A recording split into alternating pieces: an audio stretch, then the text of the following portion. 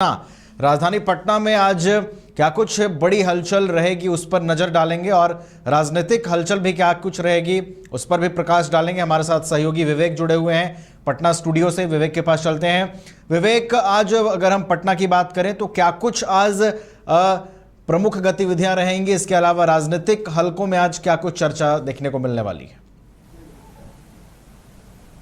जी बिल्कुल नवीन, पहले अगर खबर की बात कर लिया है तो जिस तरीके से शराब नीति घोटाले में अरविंद केजरीवाल की गिरफ्तारी हुई है, उसके बाद जो आज 10 जो पार्टियां हैं, जो विपक्ष की पार्टियां जो जंतर मंतर पर धरना प्रदर्शन करेंगे, उसके साथ साथ बिहार में भी इसका सुगबुगाहट देखने को मिलेगा। बता दें कि बिहार में भी आम आदमी पार्टी के जो तमाम जो कार्यकर्ता हैं वो अपने नेता के लिए पटना के आयकर गोलंबर पे अनशन पे बैठेंगे। उसके साथ साथ जो है आरजेडी भी समर्थन करेगी और उसके साथ साथ जो और भी जो विपक्ष पार्टियां हैं, लेफ्ट पार्टियां, वो भी समर्थन करेंगे। ऐसे में लेकर जो है ये भी खबर आज जो है दिन भर सुर्खियों में रहेगा। ऐसे में दूसरी खबर की अगर बात कर लिया, जिस तरीके से जो नए प्रदेश अध्यक्ष बीजेपी के दिलीप जायसवाल बने हैं और दिलीप जायसवाल के नए प्रदेश अध्यक्ष बनने के बाद जो है एक और जो पूर्व प्रदेश अध्यक्ष थे संजय जायसवाल को बिहार भाजपा के मुख्य सचेतक बना दिया गया है। और उनके साथ साथ जो गोपाल जी ठाकुर हैं, गोपाल जी ठाकुर जो दरभंगा से सांसद आते हैं, वो गोपाल जी ठाकुर को उप मुख्य सचेतक बनाया गया है। ऐसे में 16 लोगों को बनाया गया है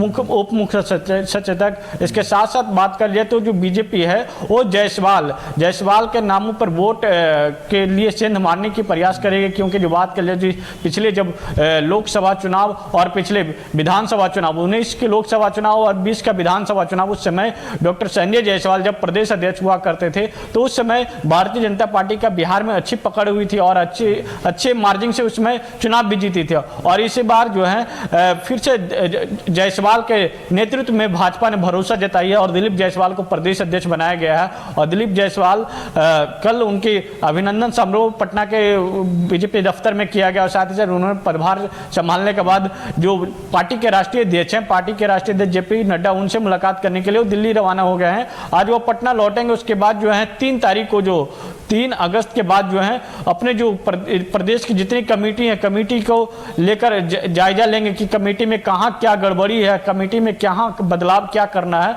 वो सभी मुद्दों पे वो तमाम लोगों से मिलजुल कर बैठक करेंगे, उसके बाद निर्णय लेंगे। इसके साथ ही साथ आगामी जो विधानसभा चुनाव है, विधानसभा चुनाव को लेकर समीक्षा करेंगे कि आगामी विधानसभा चुनाव में किनको कौन से क्षेत्र से टिकट दी जाए कि वो जो उनका अच्छा जनाधार वो वहां से चुनाव जीत पाए। क्योंकि जो बात कर लिया, जिस बार जो लोकसभा चुनाव हुई थी, लोकसभा चुनाव में बीजेपी को 17 सीटों में से 5 सीटों का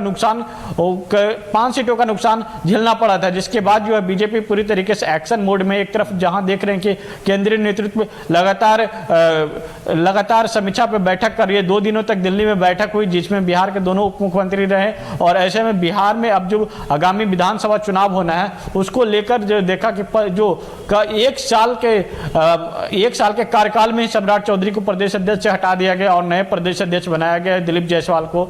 ऐसे में लेकर जो बीजेपी है पूरी तरीके से आगामी विधानसभा चुनाव को लेकर जुटी हुई है कि आगामी विधानसभा चुनाव में जो बिहार में जो पिछले जो परफॉर्मेंस था 73 सीट का 2020 में, वो 73 सीट इस बार 73 सीटों से ज्यादा पार करना है। क्योंकि जो बात कर ले तो बीजेपी के लगातार नेताओं ने नारा दे रहे हैं, साथ ही साथ जो एनडीए गठबंधन के जो बिहार में तमाम जो नेता हैं वो नारा दे रहे हैं कि इस बार 225 पार करेंगे। क्योंकि अगर बात कर ले तो बिहार में 243 विधानसभा सीट है और 122 पे सरकार बनती है। तो ऐसे में इस बार पूर्ण बहुमत लाने के लिए बीजेपी है और एनडीए जो है पूरी तरीके से दमखम दिखा रही है। उसके साथ साथ अगर और एक खबर की बात कर ले तो जिस तरीके से सुनील सिंह की सदस्यता गई, जो आरजेडी के एमएलसी सुनील सिंह थे, उनकी सदस्यता गई, उसके बाद वो अब सड़क पर दिखेंगे। बता दें कि 15 अगस्त के बाद जब तेजस्वी यादव जब आभार यात्रा पर निकलेंगे उस समय सुनील सिंह भी साथ में रहेंगे। और जिस सुनील सिंह और कारी सुहेल का जो भी सदस्यता तो जाते जाते बच गई, लेकिन जो सुनील सिंह का जो सदस्यता वो चली गई है। सुनील सिंह की सदस्यता चली जाने के बाद कल आरजेडी कार्यालय में उनका सम्मान समारोह रखा गया था, सम्मान किया गया। उसके साथ साथ बीमा भारती भी थी, वो भी उन्होंने सीधे तौर पे नीतीश कुमार पे आरोप लगाया कि जो नीतीश कुमार हैं अति पिछड़ा विरोधी हैं, वो किन्हीं का बात नहीं सुनते हैं और वो किसी को कुछ बोलने के लिए मौका नहीं देते हैं। सुनील सिंह को देखा कि जब सदन में वो खड़े हुए बोलने के लिए तो उनकी जो सदस्यता है, सदस्यता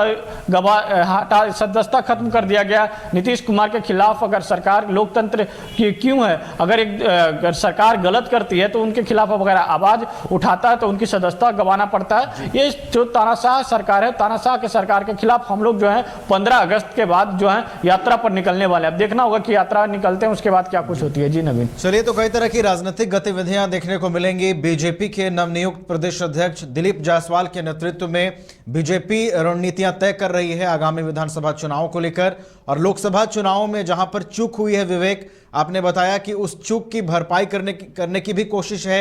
1 साल के भीतर सम्राट चौधरी से जो बीजेपी प्रदेश अध्यक्ष का पद है वो वापस लिया जाता है, दिलीप जायसवाल को जिम्मेदारी दी जाती है। और कह सकते हैं कि अभी से ही सुगबुगाहट विधानसभा चुनाव को लेकर तेज हो गई है। तमाम जानकारियां आपने दी हैं। बहुत बहुत धन्यवाद विवेक आपका हमारे साथ जुड़ने के लिए और दिन भर की गतिविधियों की जानकारी देने के लिए। तो बिहार में कई तरह की राजनीतिक गतिविधियां देखने को मिलेंगी। बीजेपी जहां आगामी विधानसभा चुनावों को लेकर तैयारियों को मुकम्मल करने में जुटी हुई है, तो वहीं विपक्ष की ओर से भी कई तरह की रणनीतियां तैयार की जा रही हैं। फिलहाल इस बुलेटिन में हमारा सिर्फ इतना ही। आप देखते रहिए न्यूज़ 22 को।